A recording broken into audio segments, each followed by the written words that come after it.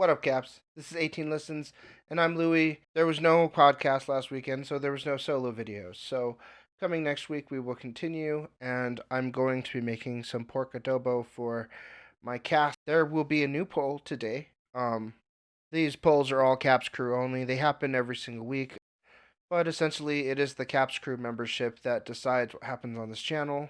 And right now, I just have a question for you guys because I have two choices right now. I'd like to expand 18 listens into something, into a couple of more fun things. And I want to know if you, as a viewer, Caps Crew, would rather see a return of SB19 trivia, or if you guys would like to see really deep dive lyric breakdowns, which is um, edited with lots of like which is line by line edited, all the fancy bells and whistles that would come with a lyric breakdown, um, or other, obviously, because if you'd like something besides those, go ahead and put it down in the comments.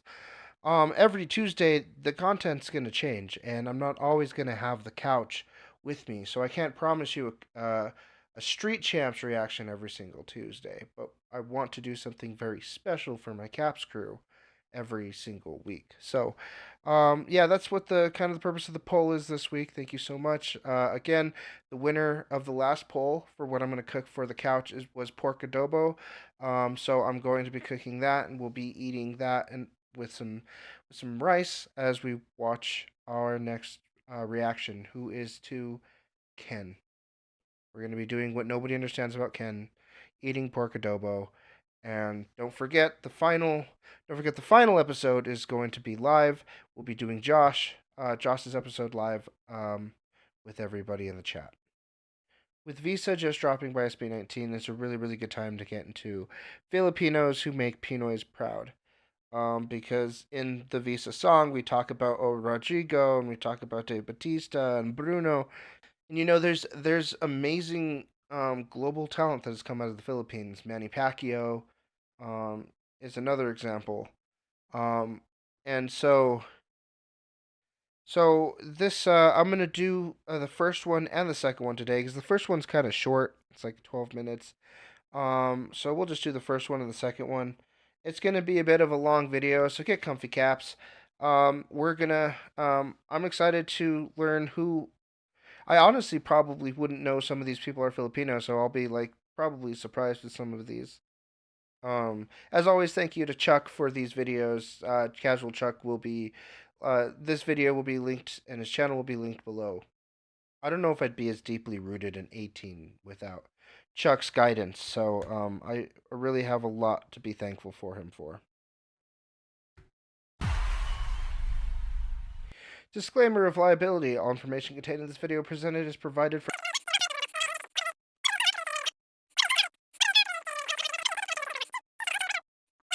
Okay. SB19 fits those criteria. I can easily say that all of them are talented, but you can't deny that some of them have God-given talents, like Stell's vocals,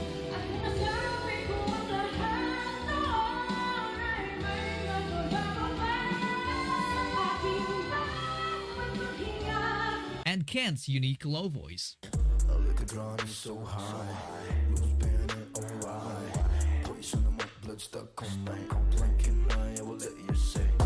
But they also have extremely skilled members in Justin, Josh, and Pablo, who equally contributes through the creative side of things, exceptional dancing, and inventive songwriting. Skills that they didn't acquire on the get-go, but through rigorous years of training. They practice dance routines 1,000 times before they even performed them in public. And in their humble beginnings, they didn't even mind performing for nobody since no one knew them back then. I didn't have captions on earlier because there were captions on the screen. Sorry about that. They even got criticized in their own home country. Kung papanoorin ko to, di ko alam tong ginagawa natin to, hindi ko sasabihin mga Pilipino to. Palagay ka ng tattoo sa mukha. Yung kahit henna lang, tapos nakabahag ka. Kay papangit. But that didn't stop them from becoming the now Philippine cultural ambassadors. They started making waves by becoming the first Pinoy pop group that broke a record in the Billboard charts. SB19's Bazinga spends a record-breaking 7th week at number 1. The Filipino group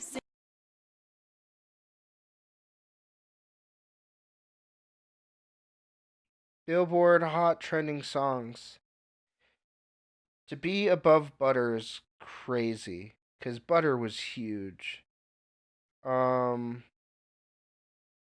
You got two Demoshes up there, and you got Jin down there too. So technically, you got two BTS, and you've got Lisa there. Bazinga pushed some numbers. Bazinga spends a record-breaking 7th week at number 1. The Filipino group's single surpasses the 6-week run of BTS's Butter. They were also the first Filipino Wow. artists to have performed on a major US TV network and proceeded to have a nationwide concert tour in that country. At this point, there's no denying the fact that SB19 has already established their place in the Pinoy music industry by not just expanding its reach, but also boosting Philippine tourism. It's quite evident by looking at these amazing people that came from different parts of the world and decided to visit the Philippines because of them. Now that's something to be proud of. Yeah. If I visited, Another Filipino, or rather it'd be Filipina, because that of we them. need to be proud of is SB19's friend herself, AC Bonifacio. Together with her brother Lucky, they formed a duo called Lucky Aces, and they made it to the Ellen Show to showcase their electrifying dance moves. Ooh.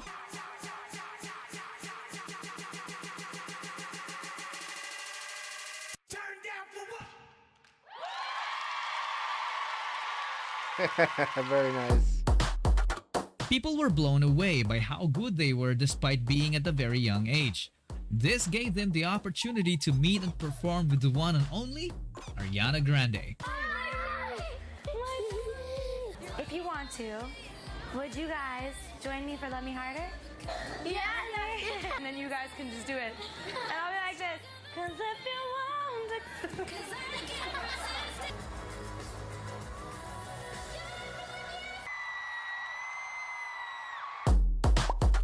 They even made an appearance in Hollywood in a popular dance movie franchise called Step Up. Huh. Yeah, I remember Step Up movies. I haven't In watched this far. 2021, AC represented the Philippines in the yearly YouTube Fan Fest together with SB19 and also have done multiple collaborations with them. What I really like about these types of performers are their songs, visuals, and dance breaks. But did you know that another Pinoy artist had already been utilizing dance breaks in the early 2000s?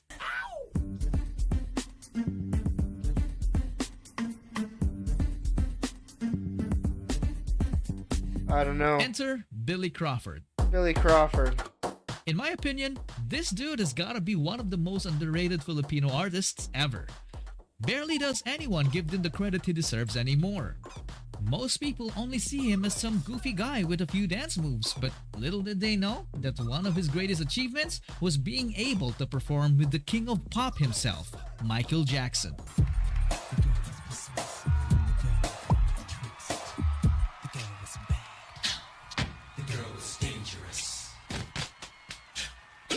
Jackson was crazy, guys. Still to this day, I consider him the best dancer.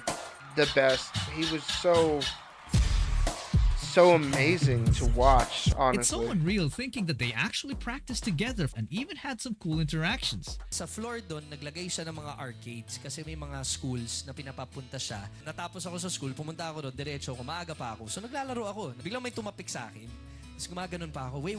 Tapos biglang narinig ko, excuse me. Pinitawan ko yung laro kasi kala ko matatanggal ako sa trabaho ko eh. Sabi niya, no, hi, my name is Michael and I just want to tell you that there are better games on that side. Yung kinakausap niya ako parang normal lang, di ba? Ako yung tulalang-tulala talaga. Ako yung Sana all. This experience inspired Billy to pursue a career in show business. He started releasing songs.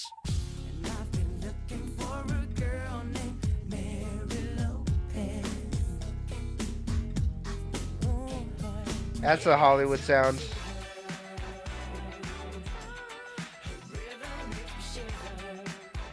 This is exactly what was And popular in even the landed an 90s, interesting late role in 90s. Hollywood in one of those Exorcist movies. Oof.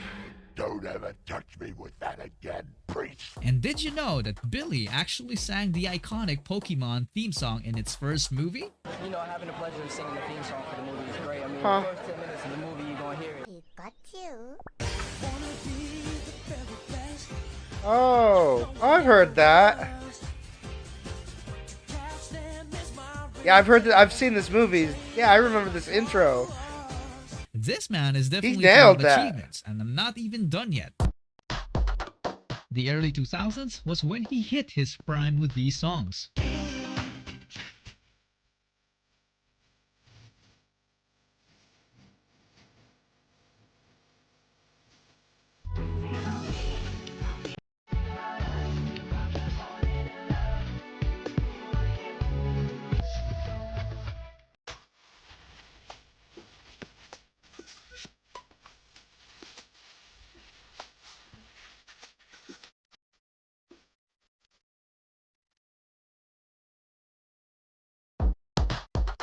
His music broke into the charts all over Europe and even reached #1 in the Netherlands. Huh. The name Billy Crawford became big. He was like the Justin Timberlake of Europe. Just look at this crowd. I feel like somebody's asked me to react to Billy Crawford before.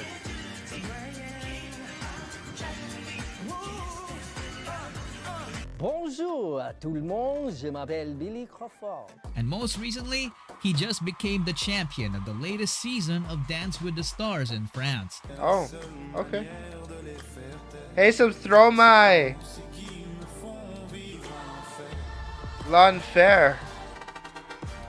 Oh man, what an amazing dance to this song. I know this is L'Enfer. That song's about being really sad and depressed, but it has this really dancey feel to it. Look at his face. Look at that acting. He can totally feel what the song's about. That's a big part of acting. I need to get into Billy Crawford. Amazing. Like seriously, did this man ever age? Amazing. Yeah, also Perhaps it he's makes old. sense why he achieved all the success, because the man is hardworking. Looks good for his In fact, age. he has been working hard since he was 4 years old in a popular Filipino variety show called That's Entertainment. And at that time, he worked with one of the best Filipino artists ever, Lea Salonga. Just like Billy, Lea started working at a very young age, and at 10 years old, she was already able to release her solo album. I am but a small voice, I am but a small dream, to smile upon the sun, be free to dance and sing. At age 17, she auditioned for Miss Saigon to get the lead role of Kim. You are sunlight and I moon. That's a Disney princess right there. The gods of fortune, midnight and high noon, sharing the sky. Wow. We have been blessed, you and I. Very nice. The giddy look of these producers obviously tells that they have already found what they've been looking for, because not only did Lea hit the high notes, but also perfectly executed the low notes. She then secured the role and went on to make history by becoming the first ever Asian actress to win a Tony Award. And the Tony Award goes to Lea Salonga, Miss Saigon. She also played the role of Eponine and Fantine in the musical Les Miserables on Broadway. Just take a look at this exclusive club. Anyone would kill to get included Damn, in there. Uma Thurman. That's something to be proud of. Club. Anne Hathaway, Anyone would Lily kill Collins, to get included in there. Gainsbourg. That's something to be proud of. And not only that, but Lea also became the singing voice of not That's- just one, I heard it. I was like, she's Mulan. That's what I heard.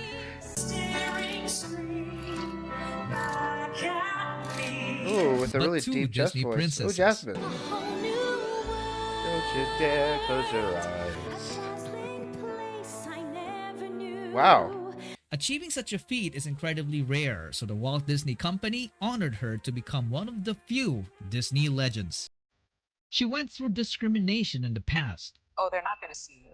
they're not going to see you because you're Asian. I'm sure that there are people out there who are just waiting for me to mess up. But that didn't stop her from achieving her dreams. To this day, Lea Salonga's legacy has already been immortalized as she became an inspiration for aspiring performers for generations to come. I know that you wanted more people to be included, and I promise you I will in the next videos. For now, let me just say that our flag doesn't fly because the wind moves it. It flies because of the Filipinos who are proud to wave it.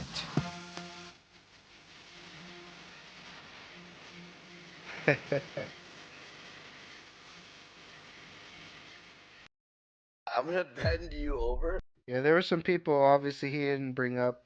A lot of the people that Pablo brought up in his Visa music video weren't brought up here yet.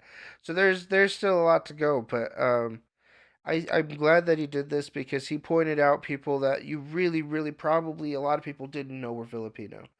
To be able to sing in a Disney movie is a very high caliber feat because you're talking people on the level of Adina Menzel, like Lea Salonga, like that's a legend. Like literally, like those are the two voices that I think about when I think of like the most legendary Disney singers ever. And there's great. It's just an amazing feat. It's just an amazing feat, and I had no idea she was Filipino. I had no idea, and that's a legend. Like I sing her words all the time. Driving in the car. I don't know.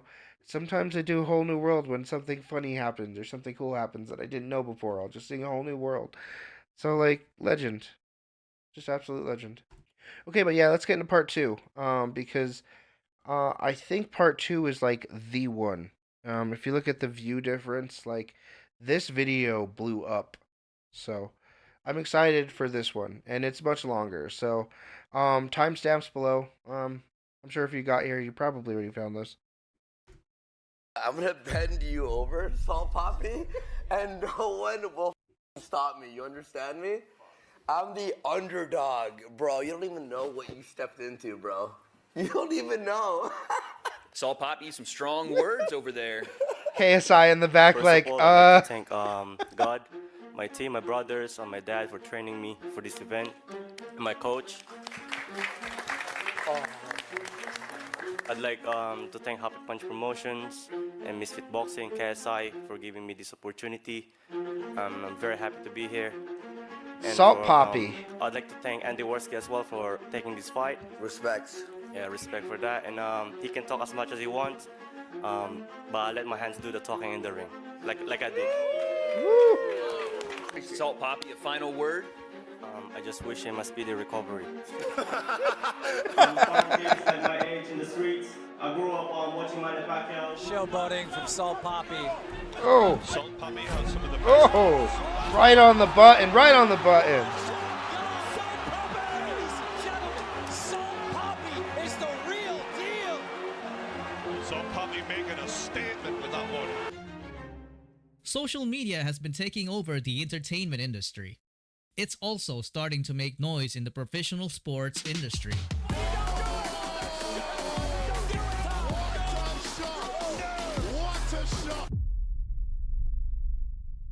The first Filipino that I like knew that I was like, man, that's a Filipino. That's like one of the most incredible people on the planet. It was Manny Pacquiao.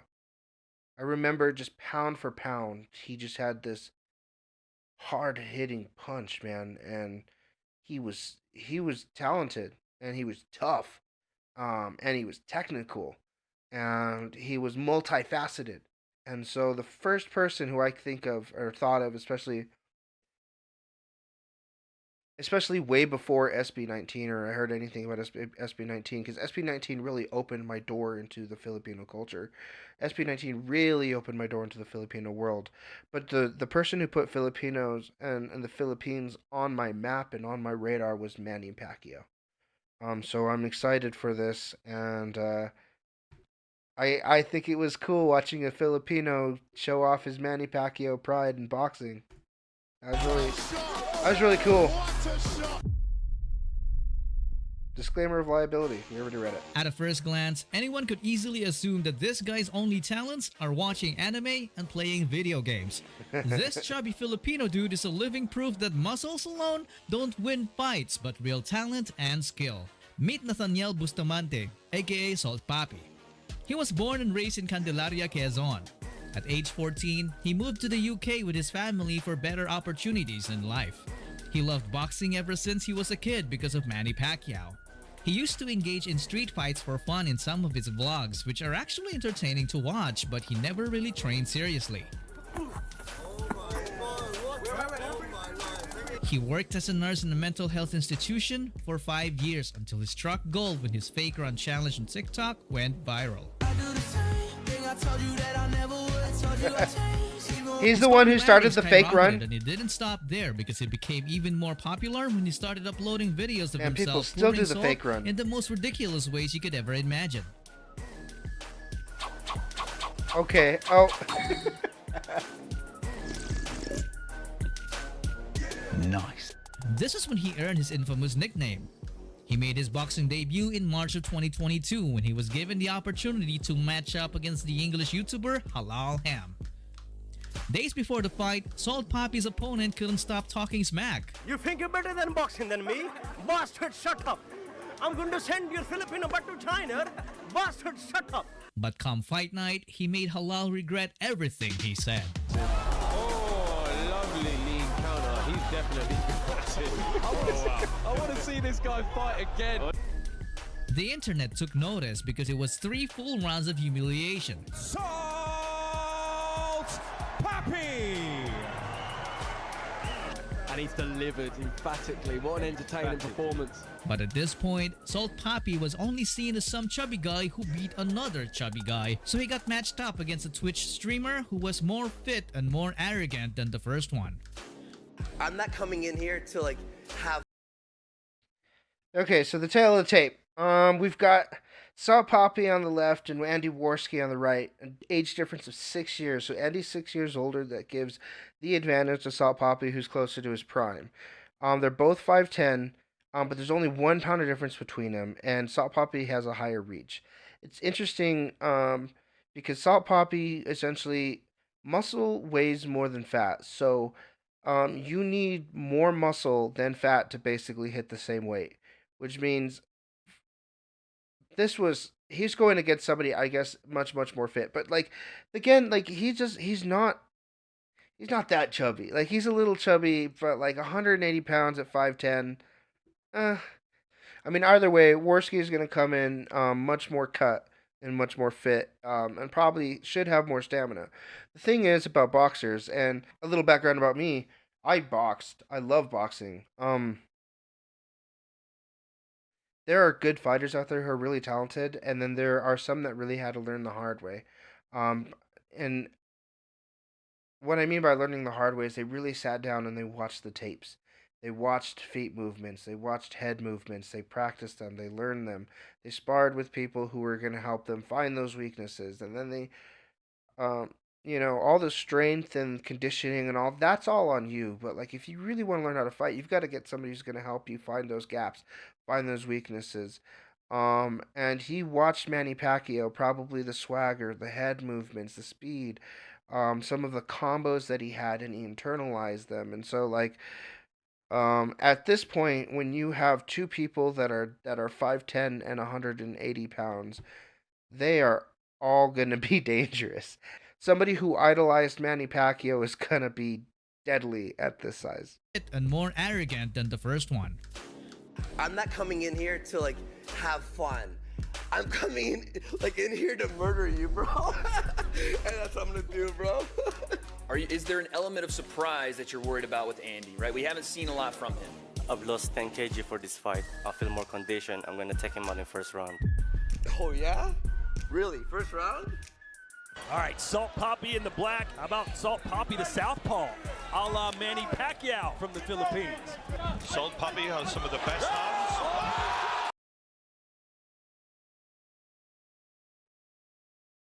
Pacquiao from the. It's interesting with him. Salt Papi doesn't have his hands up all that much,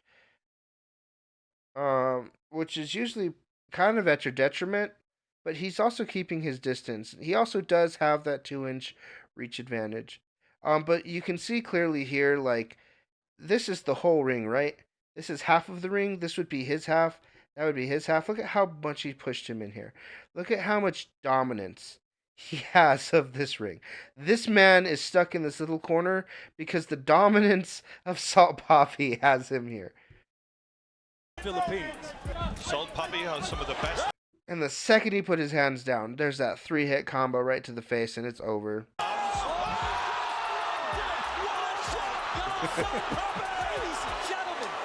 And the fake run. Salt Poppy making a statement with that one. They've waved it off. The Philippines celebrate. 1, 2, 3. Light them up for Salt Poppy. This man was talking about a fight with KSI earlier in the week, and that is how. I'm sorry, I missed it. Did they say he was southpaw? He looks left-handed. Manny Pacquiao from the Philippines. Salt Poppy has some of the best hands. Yeah, he's left-handed. He's southpaw. Regular Justin there. Making a statement with that one. They've waved it off. The Philippines celebrate. 1, 2, 3. Light them up for Salt Poppy. This man was talking about a fight with KSI earlier in the week, and that is how he might get it. The fight was over in seconds and he stayed true to his word. The internet then blew up as Salt Poppy violated every ounce of Andy Warski's ego. The matchmakers then wanted to see how Salt Poppy reacts when he gets tested. Like really tested. So they matched him up against an American MMA fighter, Josh Bruckner. On paper, it was looking like our guy didn't have a chance because not only does this guy have a total of 8 professional fights, but he was also bigger at 6'1" and stronger judging by his muscles. Like, come on, just take a look at the difference. Okay, maybe he's a little chubby. But I don't know, man. He's only chubby compared to really fit people. But come fight night, This is where Josh should be excelling. He's the longer fighter, should be touching Poppy from the distance.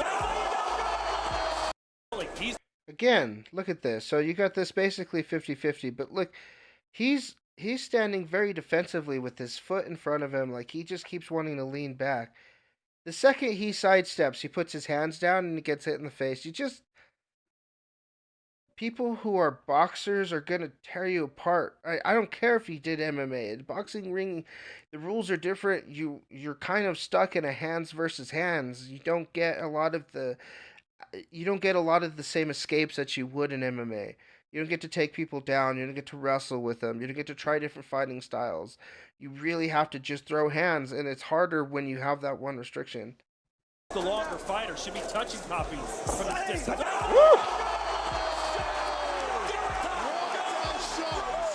What a shot! Never stands down. He always holds that dominant step.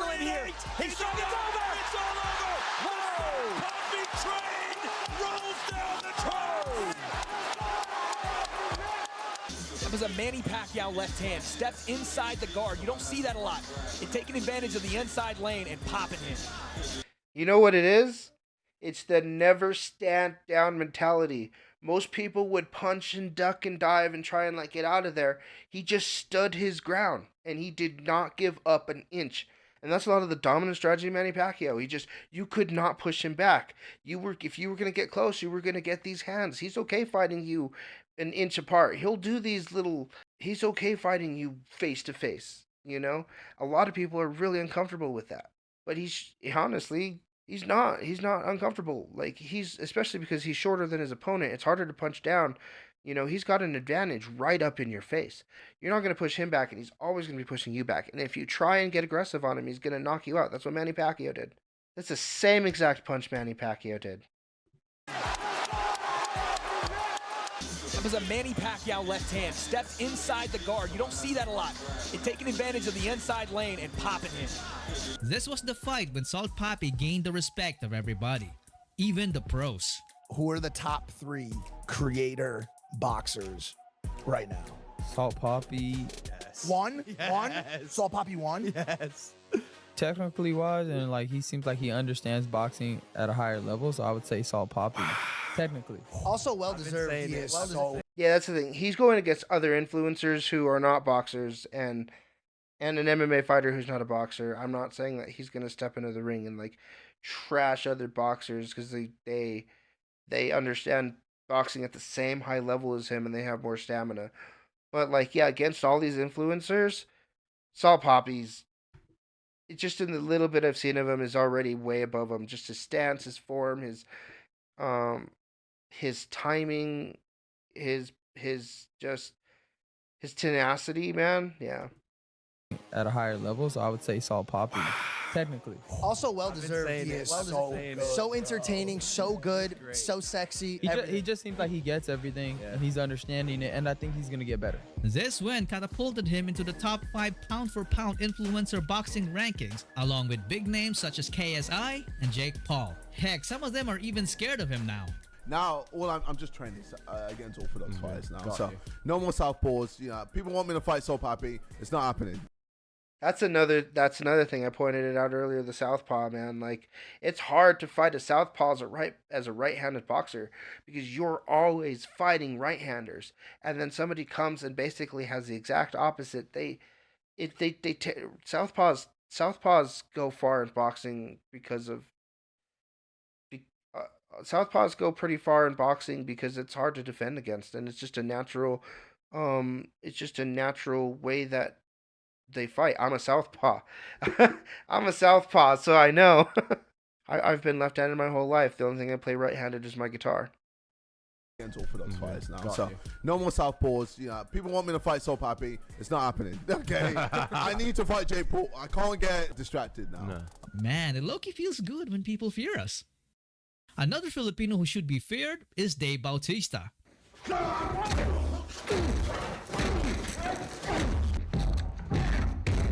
I was a big WWE fan, man. He was born and raised in Washington, D.C. Batista, with his American mom and Filipino dad who worked as a taxi driver Rey and Mysterio. A barber. They lived a life of poverty. Their home was located in a place where crime was a daily routine. He once said in an interview that he had witnessed a total of 3 murders right in front of their house as a kid. It didn't take too long for him to adopt a similar lifestyle because as early as 13, he was already stealing cars. By age 17, he started living independently, working as a nightclub bouncer. But that job didn't last long as he was arrested I didn't know all this about Dave. 2 customers. One of them was rendered unconscious. He then got sentenced to 1-year probation. He then worked as a lifeguard after that, and at this time, he already had 2 kids and was struggling to make ends meet. There was one time when he broke down in shame when he had to borrow money from his co-worker just to give his kids some Christmas gifts. His struggles continued until he found bodybuilding and started going all in into wrestling, which led him to develop a monstrous physique, and this didn't happen until he was in his early 30s. This was him before. This was him after hitting the gym. Dude is almost unrecognizable. But despite his hard work, a lot of people still doubted him. He tried out in WCW but immediately got rejected and was told by one of their pro wrestlers that he would never make it in the pro scene. It's because he's When kind of one door stiff. closes, another opens because this led him to get accepted to debut in a much bigger organization, the WWE. From Hell this point, yeah. Triple H, John Cena, Rey Mysterio, and The Undertaker to name. There are so many power bombs in the WWE. It's a signature move. So I'm gonna nerd out about WWE too. You know, there's choke slams and there's all these moves. So many people do the power bomb where they pick people up and they just slam people down.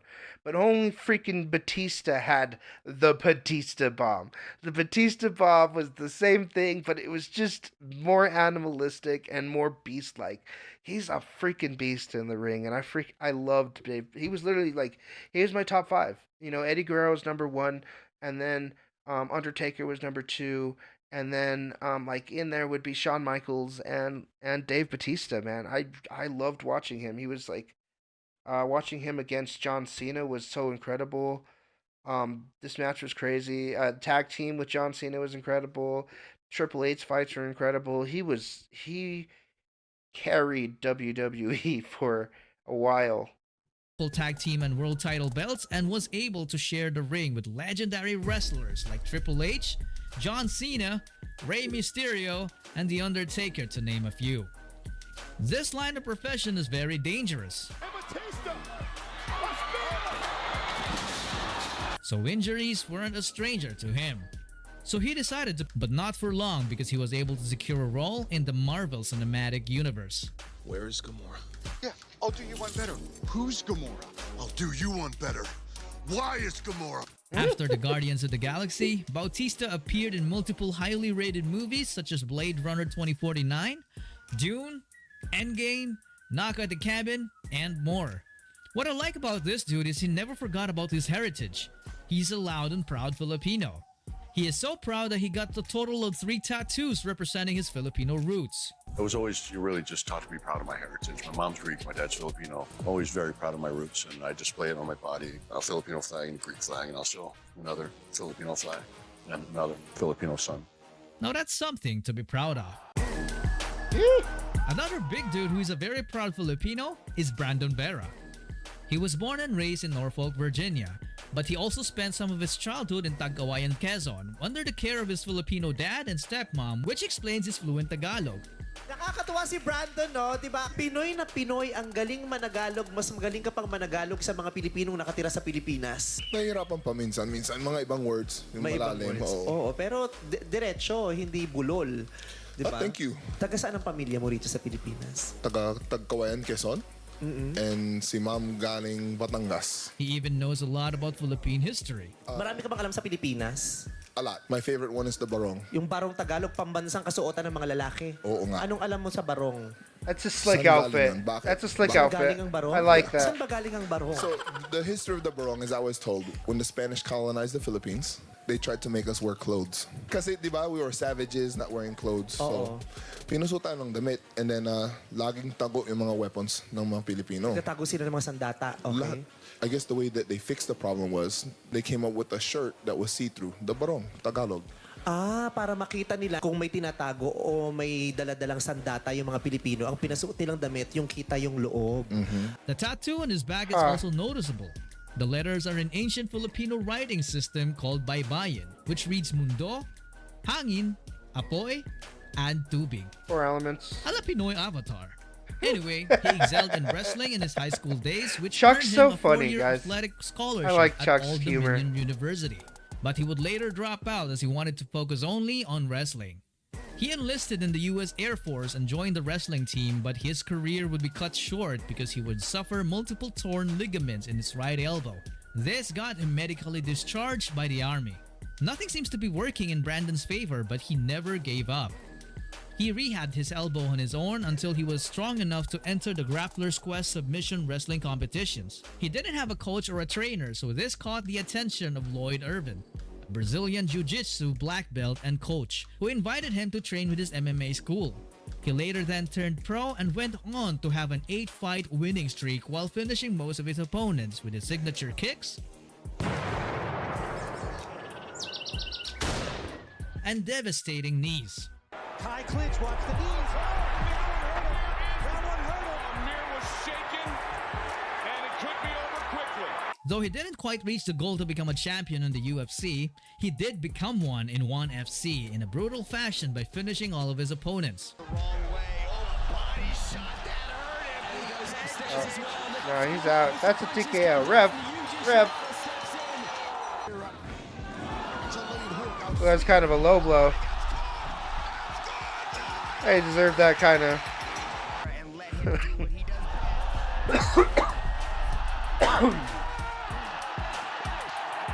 And he gets these like he But slips he was these already hits 40 in. at the time, and his age would start catching up as he would lose against Myanmar's Online Sang.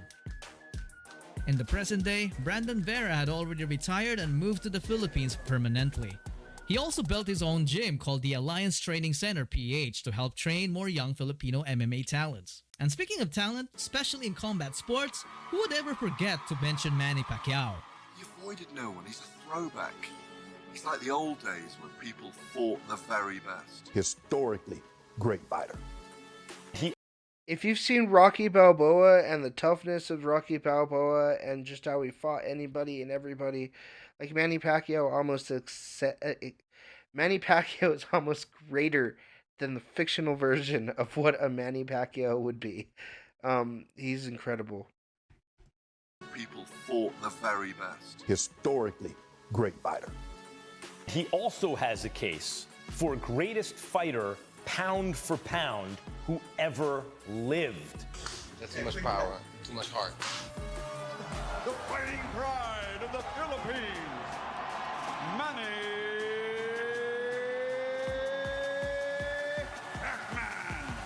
Pacquiao.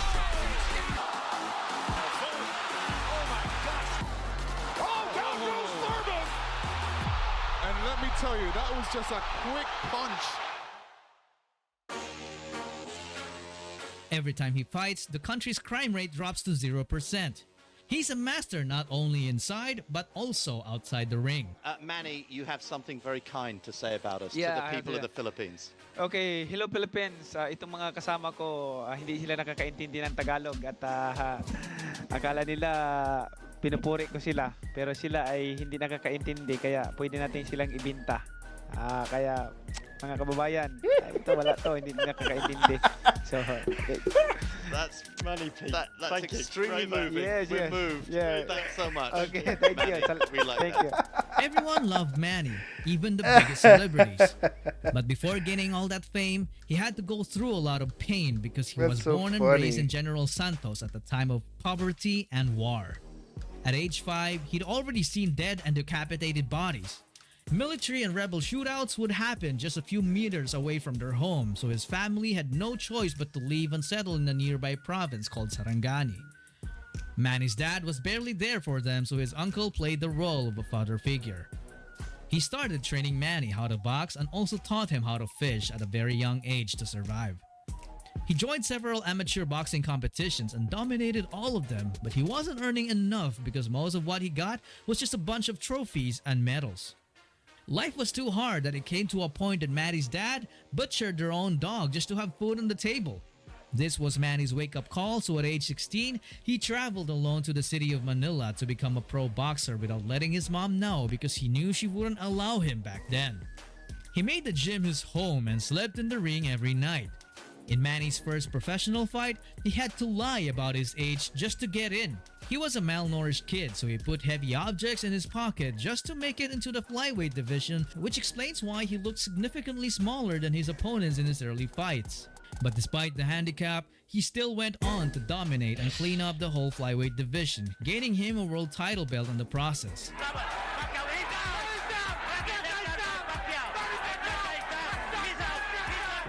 No, he's not gonna get up.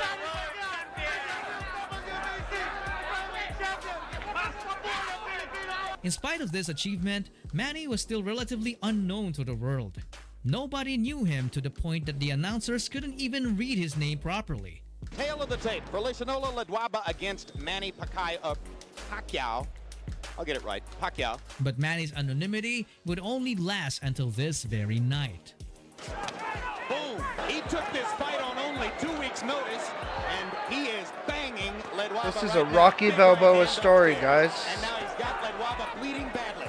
The eyes of Ledwaba. That's a TKO victory for the very impressive Manny Pacquiao.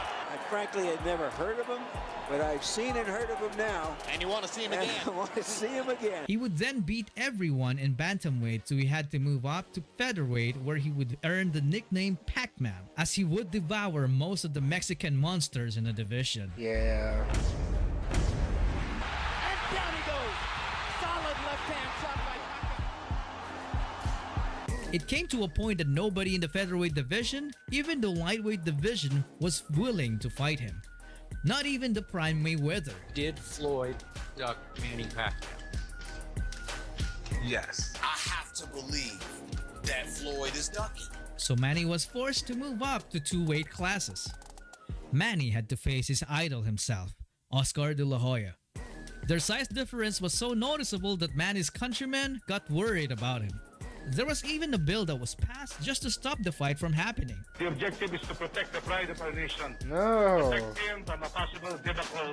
What do you gain if he loses? He's going to get people 2 weight classes The higher. fight still happened, and Manny shocked everyone when he completely dominated the much bigger fighter and even made him give up in round number 8. Manny Pacquiao has Manny then went down a weight class to visit the lightweight division to put Ricky Hatton to sleep.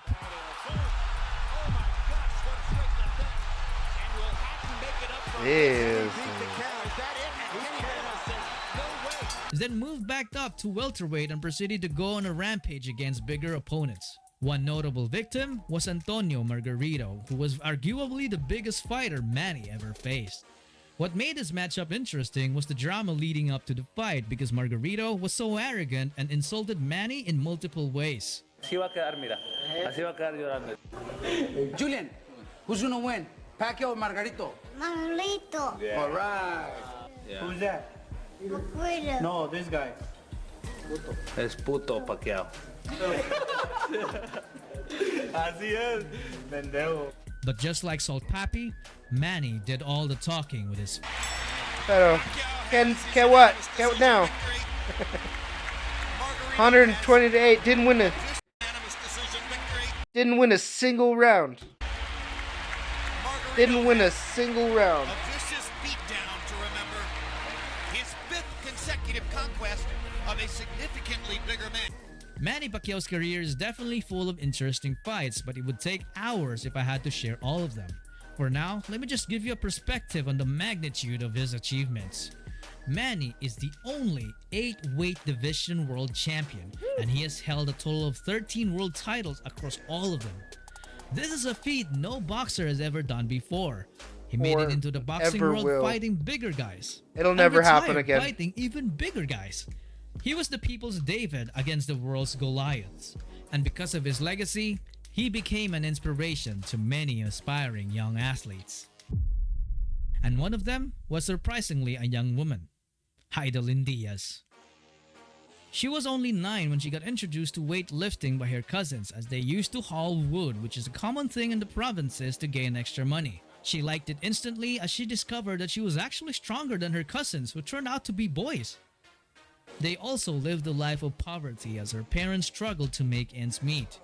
Heidelin was the 5th child among 6, so his dad's income as a tricycle driver and a part-time farmer was barely enough to support them. She had to borrow shoes and uniforms for training and gladly took hand-me-downs. Going to the gym was even a struggle for her because she didn't have money for fare, so she had to sit on her friend's lap to avoid paying. Despite all the difficulties, Heidelin kept going and her hard work paid off as she got selected as the wildcard entry in the 2008 Summer Olympics in China, making her the first ever female weightlifter to compete for the Philippines in the Olympics. She was only 17. Making it to the Olympics was a good achievement, but winning it all was the ultimate challenge. In Heidelin's case, the gold eluded her for more than a decade, and it eluded the whole country for almost a century. 97 years to be exact. Her journey was full of setbacks and crushing defeats, but there was one thing she didn't do. She never gave up.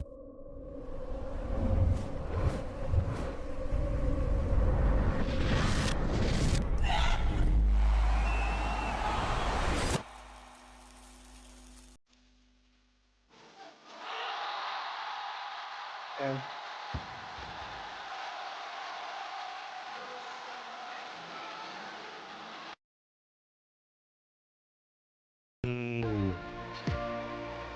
That is it for Hidden Diaz. Pero ganito lang siya, nakita natin kaninig.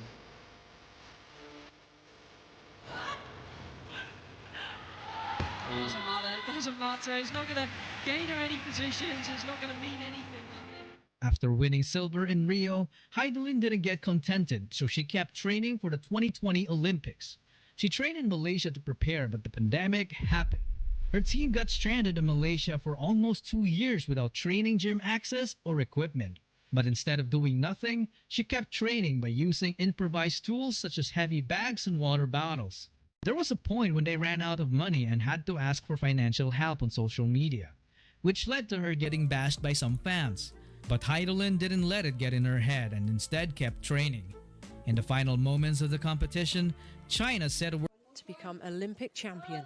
Heidelin's last successful attempt was 124, and in order to win, she had to break the world record again by adding 3 more kilos to make it 127, which was something she'd never lifted in the past. That is almost 300 pounds. It's like lifting a Batista.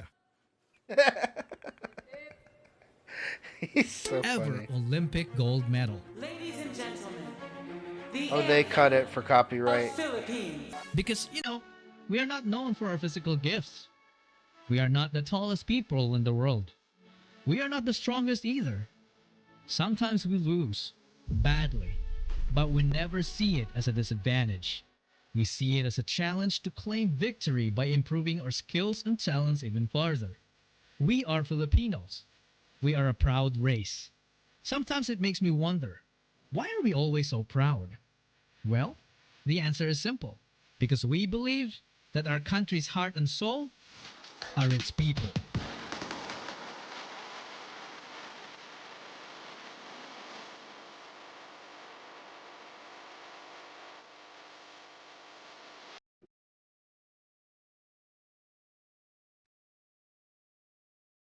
Wow.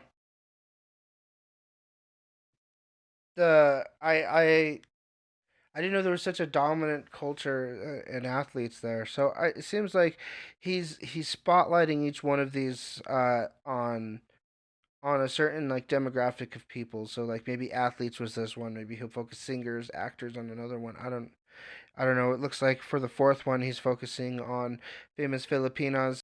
Hell yeah, that was really fun. I'm glad I went through this. It was really fun to just get back in the boxing mood. I love those sports. I love studying them. I love watching the best of the best do what they do best, and Manny Pacquiao was one of them. And Salt Poppy, I, I didn't know. I didn't know. Now I do. And all of a sudden now I'm really excited to just see him and whatever he goes with his, whatever he does in life. I'm really excited to see his progression. And yeah, just the Filipino people never fight at their level, man. Always trying to go bigger, and winning still. And they still achieve what they want to. They still achieve what they try.